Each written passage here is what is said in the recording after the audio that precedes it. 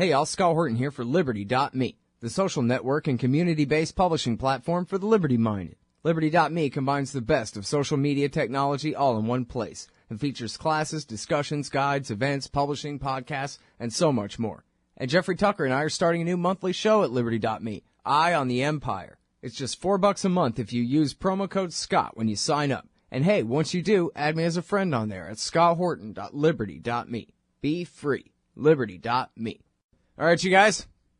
Welcome back to the show. I'm Scott Horton. It's my show, The Scott Horton Show. Live here noon to 2 Eastern Time, 11 to 1 Texas Time on the Liberty Radio Network. First guest today is Conn Hallinan. He's got this piece at Foreign Policy in Focus, and it's also at antiwar.com. It's called Yemen's War is Redrawing the Middle East's Fault Lines. A very interesting story here. And by the way, his blog is Dispatches from the Edge blog.wordpress.com. And again, he writes for Foreign Policy in Focus. Welcome back to the show. Conn, how are you doing? I'm doing fine, Scott. How about you? I'm doing really good. Appreciate you joining us on the show today. Sure.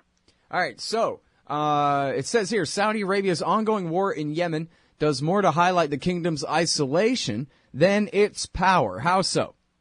Well, what's happened is that when Saudi Arabia had this, they have this new king, and actually an enormous sort of shake-up in the succession for the kingdom in Saudi Arabia. The designated person who would have taken over after the current king has been demoted, and the king put his own kid into place and kind of shook up the whole establishment, and then launched this war in Yemen. So when it started out, the Saudis just assumed that they were going to get full support from what you think of as the major power centers in the Islamic world: Pakistan, Egypt, and Turkey. But what's happened is that Pakistan decidedly backed away. They don't want anything to do with the war in Yemen. They're getting pressured now to maybe join the air war, but they made it quite clear that they're not going to send any troops or anything like that. And there was a debate on it in Pakistani Congress, and ended up there wasn't a single vote in favor of Saudi Arabia's request for military help. The Egyptians have been pretty much the same way. They have been supportive of the war, but they're not going to send any troops. The Saudis don't have any troops, and not certainly ones capable of fighting the Yemenis. And even Turkey, which is, again, supportive publicly of Saudi Arabia, has very much, said, well, we'll support you. We're firmly behind you. But nobody is out front. And so what's happened is that there's this kind of breakdown of what you think of as the traditional alliances in the Middle East, because Saudi Arabia has been basically bankrolling Egypt, bankrolled Pakistan's nuclear weapons program, has been a major source of support for Turkey as well, and yet all of these countries sort of backed away from the Saudi Arabia's war in Yemen, and it's a reflection of a lot of things that are going on, not just in the Middle East. I mean, partly Pakistan is kind of backing away from Saudi Arabia a little bit because it's getting much closer to China. China has agreed to spend $46 billion building up the Pakistani infrastructure, and that means that Pakistan is looking more to China than they're looking to Saudi Arabia. China's not happy with Saudi Arabia because Saudi Arabia, the standard religion of Saudi Arabia, the Wahhabi section of Islam, it helps fuel some of the resistance groups to the Chinese in Western China, and some of the anti-government elements in Pakistan as well. So it's sort of interesting. I mean, here you have this small war, because Yemen's not a very big country, and the Saudis sort of launched this air war, And then you start seeing all of these kind of traditional alliances and traditional ties and everything beginning to strain and kind of reconfigure themselves a little bit. And I think it's going to continue, and I think in the future you're going to see a very different kind of coalition around Syria as well. So it's interesting that this, what is really relatively of a small war has sent pretty powerful reverberations throughout the region and even to a certain extent throughout the world. Mm-hmm. And now, it sounds like you're saying a big part of this is just because the Saudis, the new guy, didn't really think this through, I guess, what was going to happen, right? Well, he announced that Pakistan was part of the coalition without asking the Pakistanis, which is really not a really good idea.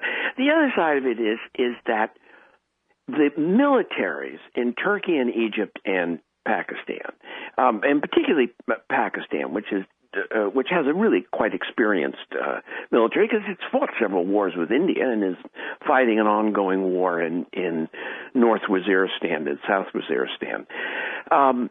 They saw what the Saudis were doing, and the Saudis essentially said, what we're going to do is we're going to use air power to force the Houthis, which is the major insurgent group in Yemen, to give up their weapons, accept the old president of Yemen that they overthrew back into power, and essentially surrender. Well, any military worth its salt knows that there's no such thing as an air war that can get anybody to do anything. Unless it's accompanied with ground forces.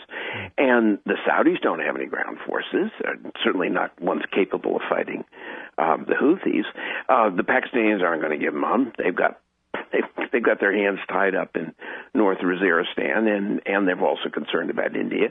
Egypt has a big army, but they're right now concentrating on the insurgency in Sinai, and the Turks are concentrating on Syria. So they looked at what the Saudi plan was, and they said, this is not doable. We don't want anything to do with this. This looks like an endless quagmire, and we're not going to go along with it.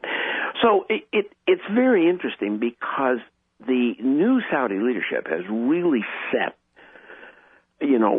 they've kind of put their reputation on the line in Yemen. And that's not a war that you can win. I mean, there are a couple of countries in the Middle East, in the world, that it's a very good idea not to try and invade. One of them is Afghanistan, one of them is Iraq, and one of them is Yemen. And for pretty much the same reason, because in all three of those countries, there's no one center of power that can dominate for any period of time. So if you go in and you favor one side over the other, in the long run, that's going to fail. There has to be internal political compromise and sort of coalition-style government in all three of those countries. And you take a look at the U.S. invasion of Afghanistan, or the Russian invasion of Afghanistan, or the Greek invasion of Afghanistan. Doesn't matter how you go back. They were all largely failures for that reason. There just is no center in those countries. And in the case of the Houthis, who are in Yemen, who have ties to Iran, because the Houthis are also Shiite, kind of Shiites, variety of Shiites, which the Iranians are. If you take a look at the Houthis, even though they're a minority, they're like a third of the country. I mean, the country has like 24 million people, between 24 and 25 million people, and there's about 8 million Houthis. So the Houthis can't conquer the country, can't dominate the country.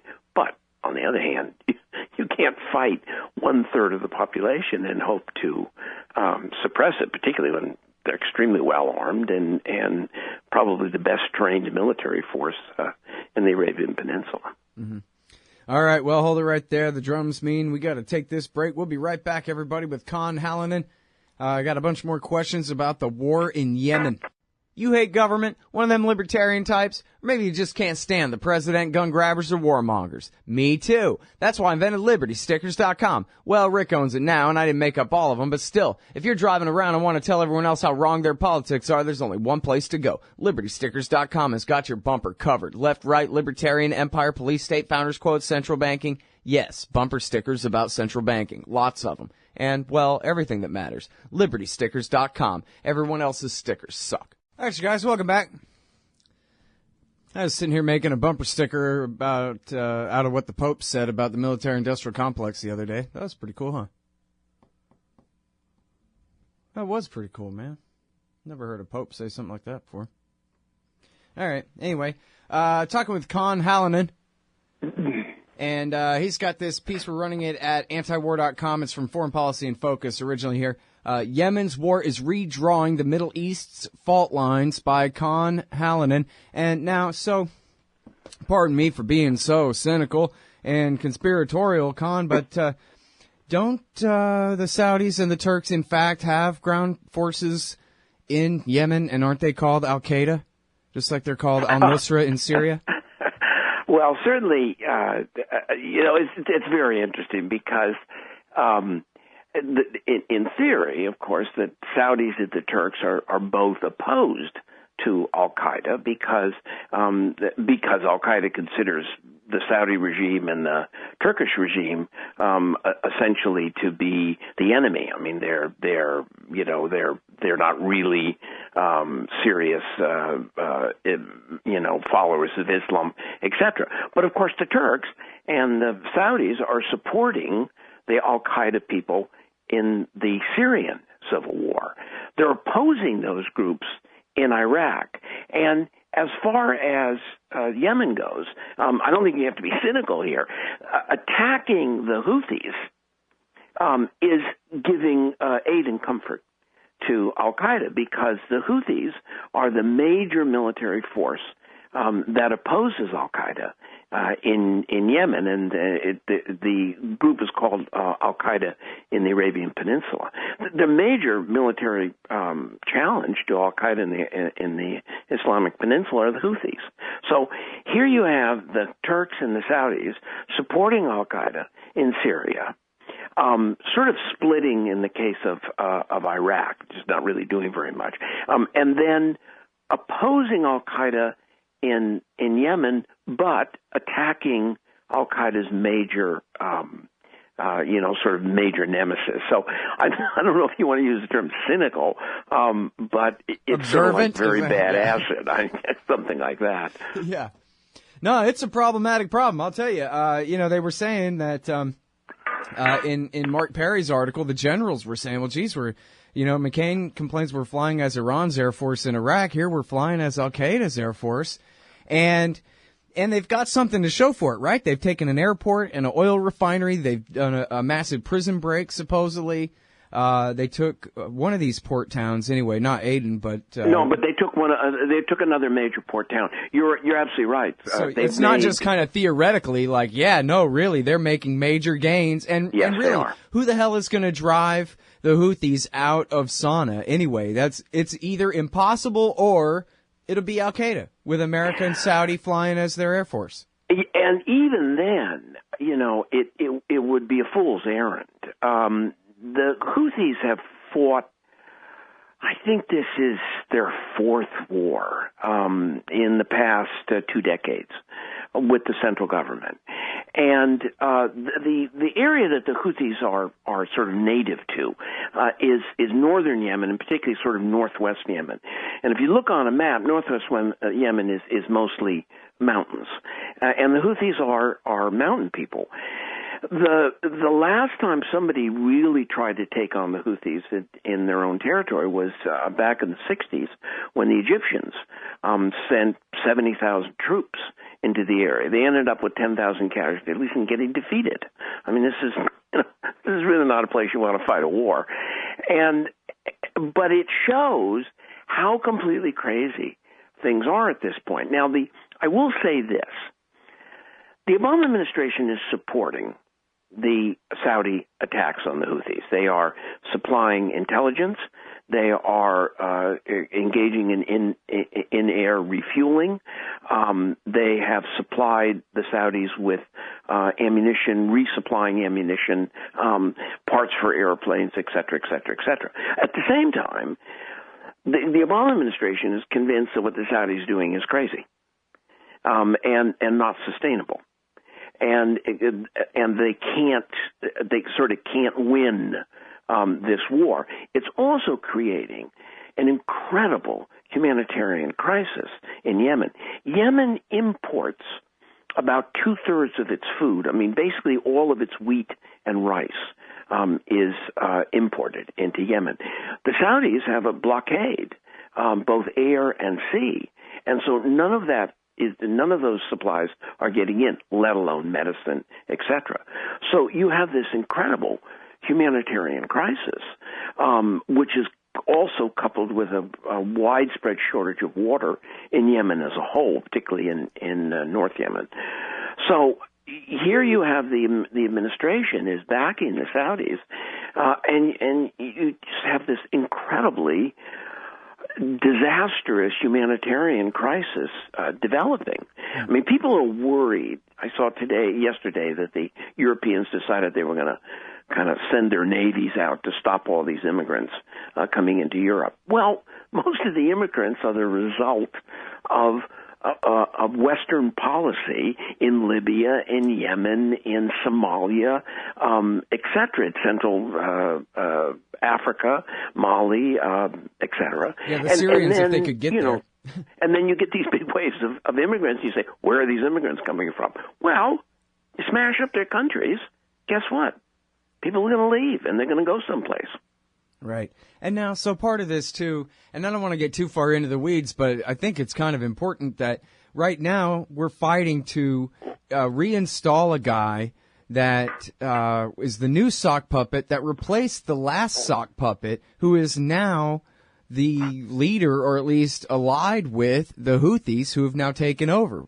Yeah, well, sock puppet is very good. The guy who's the president who got thrown, the guy you're talking about is Salih. He was the former president for, 21 years or something like that, or more. And he's now allied with the Houthis, even though 3 of those wars that the Houthis fought were against him. So, right. This is, well, and he is a Zaidi, they say. Yeah. And the guy who's the current president was elected in an election in which there was no opposition.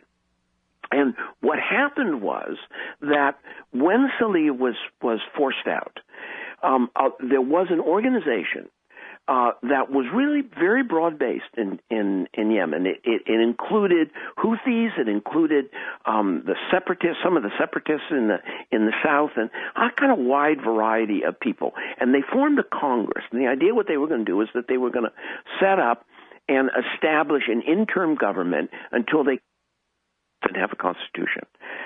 Well, what happened was the Saudis and the Americans sabotaged the operation and took this guy who was the vice president, a former major general, essentially made him president, then set up an election in which he was the only candidate. Mm-hmm. So the idea that the Houthis have overthrown the elected government of Yemen, well, only if you consider the fact that the guy was in there because the Saudis and the Americans manipulated him into the position. Mm-hmm.